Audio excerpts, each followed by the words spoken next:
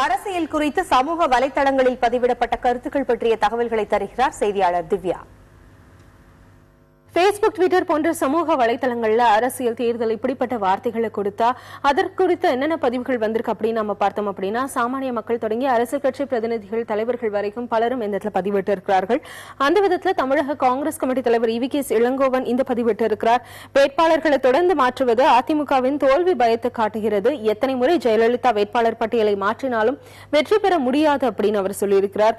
மறுபுறம் பாட்டாளி மக்கள் கட்சி நிறுவனர் ராமதாஸ் ஒரு பதிவிட்டிருக்கிறார்.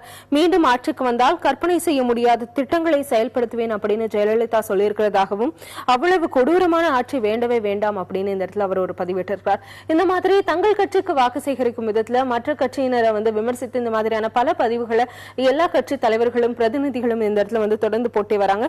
அதே மாதிரி பார்த்தோம் அப்படின்னா ட்விட்டர்ல இன்னும் பல பதிவுகளை நம்மளால பார்க்க முடியுது. அந்த இடத்துல இந்த இடத்துல ஒரு சாமானிய மனிதருடைய ஒரு பதிவு என்ன அப்படின்னா, பிரச்சாரத்தின் போது விஜயகாந்த் படத்தை பயன்படுத்த மாட்டோம் அப்படின்னு சந்திரகுமார் சொல்றது மாதிரி, அப்படி செஞ்சா திமுக ஓட்டும் தேமுதிகக்கு போய்விடும்ல அப்படின்ற மாதிரி ஒரு நக்கலோட கிண்டல் பாணியில இந்த பதிவு இந்த இடத்துல பதிவிடப்பட்டிருக்கு. இன்னொரு ஒரு சாமானிய மனிதருடைய பதிவை நம்ம பார்த்தோம் அப்படின்னா, அதுல பல்வேறு பதிவுகள் இருக்கு தேர்தல் அரசியல் குறித்து. தற்போது இன்னைக்கு அழகிரி சொல்லியிருக்கிற அந்த பேட்டி குறித்த ஒரு பதிவை இந்த இடத்துல பார்க்க முடியுது. வரும் தேர்தலில் திமுக உட்பட நான் யாரையும் ஆதரிக்கவில்லை அப்படின்னு அழகிரி சொல்லியிருக்கிறது ஒரு பிக்சரோட இந்த இடத்துல ஒரு பதிவு நம்மளால பார்க்க முடியுது. பேஸ்புக்லயும் தொடர்ந்து அரசியல் குறித்த பல பதிவுகளை நம்மளால பார்க்க முடியுது. இந்த இடத்துல நாம் தமிழர் கட்சிக்கு அரேபியரே ஆதரவு கொடுத்திருக்க மாதிரியான ஒரு புகைப்படத்தை வெளியிட்டு இருக்கிறார்கள்.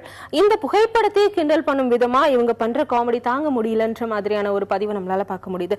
இந்த மாதிரி விமர்சனமாகவும் கேலி கிண்டலோடும் பல பதிவுகளை பேஸ்புக், ட்விட்டர்ல நம்மளால தொடர்ந்து பார்க்க முடியுது.